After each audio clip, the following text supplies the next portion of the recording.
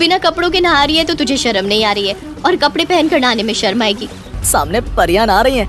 विमलेश बाबू, ये लड़की कौन है जिसने स्विमिंग कॉस्ट्यूम पहना हुआ है? अरे शर्मा जी की बहू है, शहर की छोरी है। क्या बात है, आज हम इसका ही वीडियो बनाएंगे। गांव का तालाब विद शहरी तड़का। रीता, वो लोग कौन है? बड़े आवारा लग रहे हैं। मुझे लग रहा है कि वो हम दोनों का वीडियो बना रहे हैं। छोड़ो भाभी, ये रोज की बात है। ये जमींदार का लड़का है जो अपने दोस्तों के साथ रोज यहाँ आता है। इसे मजा चखाना ही होगा। रीता, यहाँ बाथरूम कहाँ है? मुझे नहाना है। भाभी, हम सब गांव के तालाब में नहाते हैं। अरे ये गांव है गांव, यहाँ तुम्हें बाथरूम नहीं मिलेगा। तुम तो लकी हो कि पापा ने टॉयलेट बनवाया हुआ है। ओह माय गॉड, तालाब तो ओपन होता है, वहाँ कैसे नहा सकते हैं? तुम लोग को कोई दिक्कत नहीं होती? रीता का चेहरा उतर जाता है, लेकिन फिर भी वो हंसते हुए कहती है, अरे भाभी, आप तो इसे स्विमिंग पूल समझो। गांव की सभी औरतें इसे स्विमिंग पूल में नहाने का मजा लेती हैं। Very funny. एनीवेज, कोई ऑप्शन तो नहीं है, तो फिर चलो। सौम्या अपना स्विमिंग कॉस्ट्यूम पहनकर तालाब में कूद जाती है।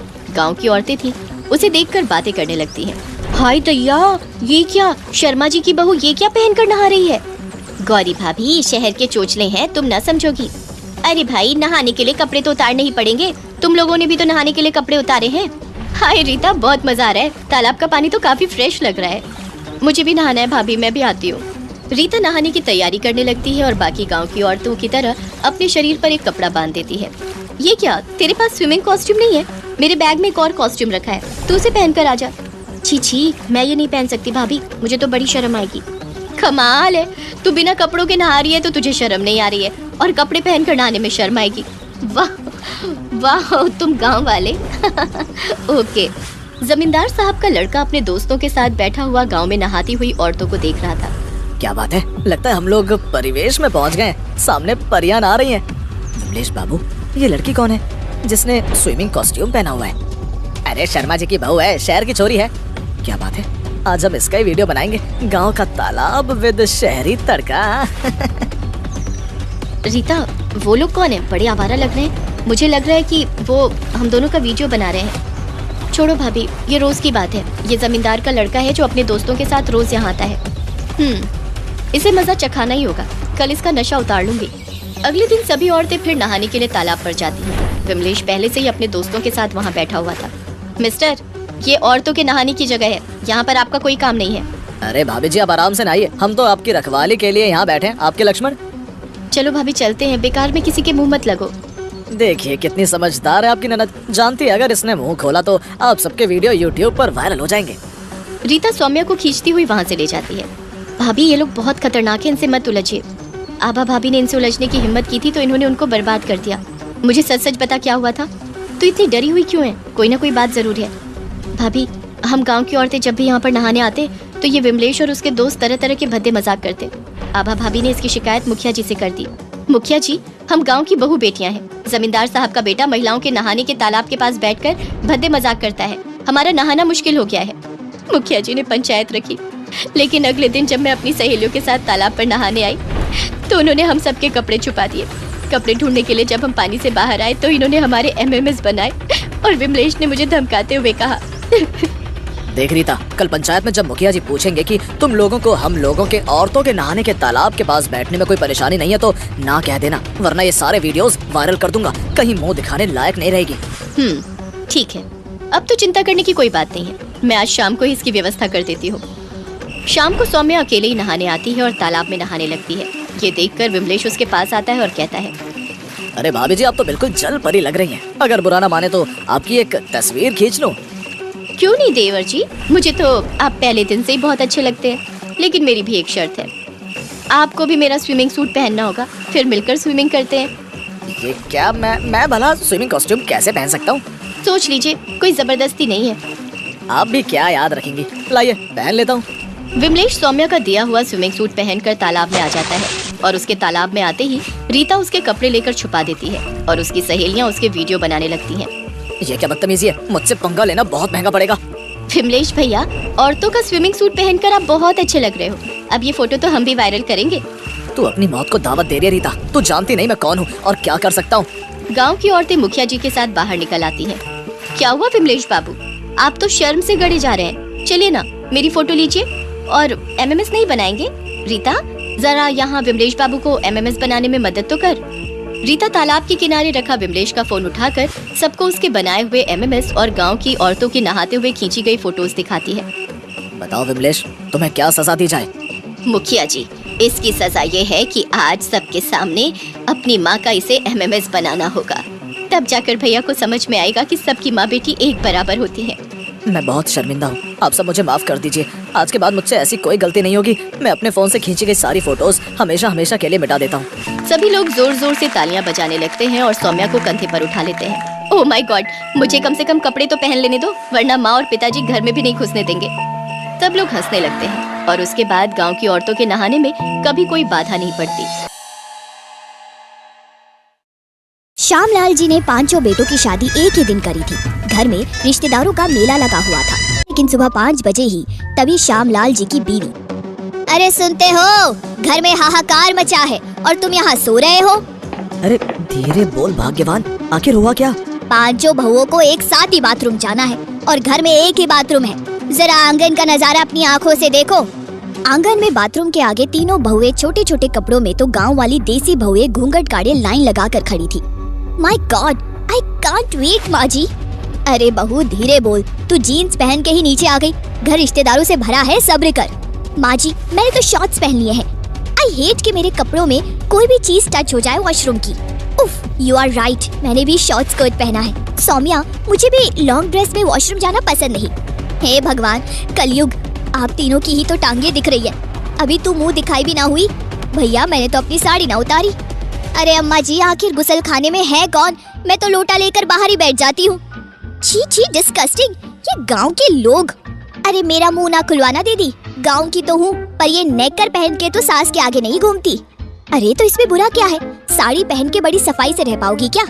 मम्मा, मैं वेट नहीं कर सकती, आप दरवाजा खुलवाइए ना। अरे माँ जी, इस तरह लाइन लगा के कब तक खड़े रहेंगे? अरे हाँ हाँ, बस अभी खुलवाती हूँ। कौन है भाई? जरा जल्दी बाहर आओ, नई बहुओं को जाना है। अंदर से ताऊजी की आवाज आती है।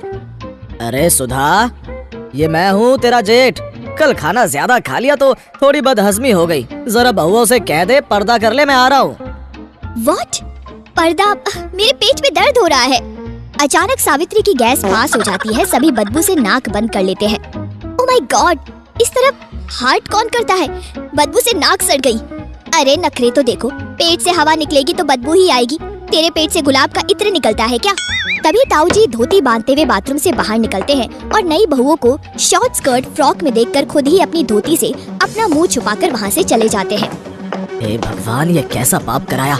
अरे ये श्यामलाल ऐसी बहुएं घर में ले आया, अब तो खैर इसी में है कि अपना ही मुंह छुपा लो। शीना बाथरूम में घुसती है। डिस्गस्टिंग गॉड, ताऊजी ठीक से पानी डाल के भी नहीं गए। इट्स स्टिंकिंग, कितनी गंदी बदबू है। दीदी जल्दी आ जाओ, हम रोक ना पाएंगे ज्यादा देर। ओके जाओ जाओ, मेरा हो गया। सावित्री भी बाहर आ जाती है और सौम्या अंदर जाती है। कुछ ही देर में उसके चिल्लाने की आवाज आती है। अरे मम्मी जी, जल्दी अंदर आइए, मुझे बचाइए। इंडियन स्टाइल सीट पर बैलेंस नहीं बन पाया, मैं गिर गई हूँ। हे भगवान, ये किन कर्मों का फल है। 6 बजने वाले हैं, अभी सारे रिश्तेदार जाग जाएंगे। अंदर जाके वो सौम्या की उठने में मदद करती है और नीला उसका हाथ पकड़कर किसी तरह इंडियन सीट पर बैठती है। सॉरी सासू जी, हम तीनों, सौम्या, मैं और नीला शहर में रहते हैं, इसलिए इंडियन सीट पर बैलेंस नहीं हो पाता। कोई बात नहीं बहू, पहला दिन है, बस अब तुम पांचों नहा धोकर तैयार हो जाना, मुंह दिखाई की रस्म होगी। किसी तरह वॉशरूम से निपट अब नहाने की बारी आती है। बहुओं, एक ही वॉशरूम है, तुम तीनों एक साथ ही नहा लो, वरना सब रिश्तेदार जाग जाएंगे तो बाथरूम खाली नहीं मिलेगा। ओके सासू माँ, मैं अभी अपना शैम्पू लेके आती हूँ, मुझे स्क्रब करना है। मैं तो बॉडी पॉलिशर लाई हूँ। अरे हम तो भैया मुल्तानी मिट्टी में हल्दी मिला के नहाते हैं। मैं इतना सब नहीं करती, पानी में 2 बूंद गोमूत्र बस हो गया काम। इतना सामान लेकर जाने से अच्छा है सामान एक प्लेट में निकाल लो और मिलकर नहाना। बाल्टी में पानी रखा है। सब बहुएं अपना अपना सामान लेके बाथरूम में घुस जाती है। मैथिली बाल्टी में गोमूत्र मिलाने चलती है, तभी सावित्री कहती है, दीदी जरा मेरे पीठ पर ही मुल्तानी मिट्टी और हल्दी तो लगा देना। प्लेट में रखी इतनी सारी चीजों में कंफ्यूज मैथिली भूल से बॉडी स्क्रब लगा देती है और नीला भी सावित्री की हल्दी वाली मुल्तानी मिट्टी लगा लेती है। शीना दी, क्या आप लोग मेरी बॉडी पॉलिशर लगाने में मदद करेंगी? क्यों नहीं, बस जरा मेरी शैम्पू की बोतल दे दे, अमेरिका से मंगवाया है, इसकी खुशबू बहुत प्यारी है। गलती से सौम्या उसे गोमूत्र वाली बोतल दे देती है। शीना शैम्पू सर पर डालती है तो गोमूत्र की बदबू से घबरा जाती है। उसके हाथ से बोतल छूट के बाल्टी में गिर जाती है। ओह, ये कैसी बदबू है, मेरे पूरे शरीर में बदबू आ रही है। छी छी, ये मैं सहन नहीं कर सकती। अरे हाय धैया मैथिली दीदी, मेरे पीठ पर आपने क्या लगा दिया है? लगता है पूरी पीठ छिल गई है। ओह गॉड, ये क्या है येलो येलो, मेरी पूरी बॉडी पर लग गया। ये क्या है? It's looking like potty. Neela और सौम्या उल्टी करने लगती है। लगता है सब सामान एक दूसरे के सामान से बदल गया। चलो अब पानी से ही नहा लेते हैं। गोमूत्र गिर जाने के कारण पानी बिल्कुल गोबर जैसा महक रहा था। अरे ये गोमूत्र से इतनी झाग निकल रही है, ये तो सर से जा ही नहीं रही। मुझे तो ना आ रही बदबू, खुशबू आवे है उल्टा।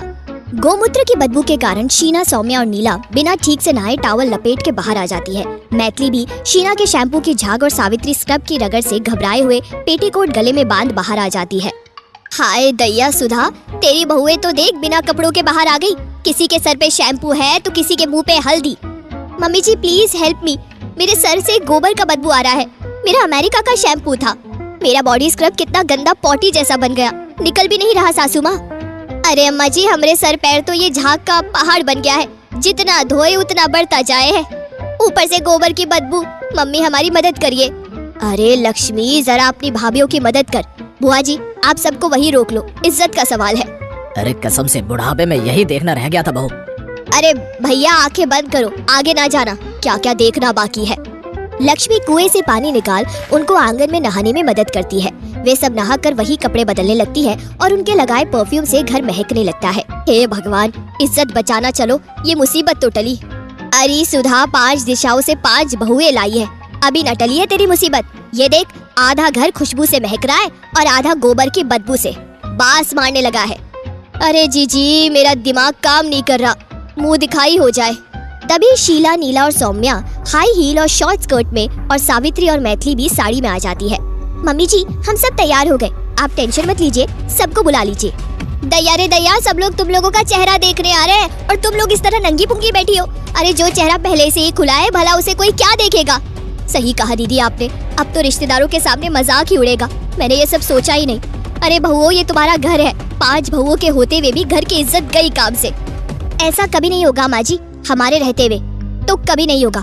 क्यों शीना दीदी, सौम्या दीदी और नीला दीदी, क्या हम लोग अपने घर के नाक कटने देंगे? 5 बहू एक साथ बोली, कभी नहीं कभी नहीं। पर बहुओं अब होगा क्या? गाँव के लोग तुम्हारे कपड़े देखकर बहुत ताने मारेंगे। दीदी आप अपनी शादी की चुनरी अपनी स्कर्ट पर साड़ी की तरह लपेट अपने चेहरे घूंघट से ढक लीजिए। सभी लोग उसकी बात मानकर ऐसा ही करते हैं। एक एक करके सभी रिश्तेदार आते हैं और उनके घूंघट उठाकर उनका चेहरा देखते हैं और उनकी तारीफ करके चले जाते हैं। तुम 5 ने तो घर की इज्जत रखी। असली बहू वही होती है जो वक्त पड़ने पर मिलकर एक दूसरे का साथ देती है और घर की इज्जत बचाती है। तभी वहाँ ताऊजी आते हैं। उन्हें देखते ही 5 बहुएं इज्जत से उठ जाती है। स्कर्ट पर चुनरी ओढ़कर बैठने पर तो पैर ढके थे, खड़े होते ही उनके पैर दिखने लगते हैं और चगरा ढका रहता है। ताऊजी राम राम करते हुए अपना चेहरा ढक लेते हैं। मैं यही कहूँगी, बहुओं हो तो सुधा की बहू जैसी हो। खुश, मुंह दिखाई में मुंह तो छुपा ही लिया। सब हंसने लगते हैं और सभी वादा करती है कि धीरे धीरे वे सब सीख घर की इज्जत दांव पर ना लगने देगी। जीवन पहले की तरह खुशी खुशी चलने लगता है।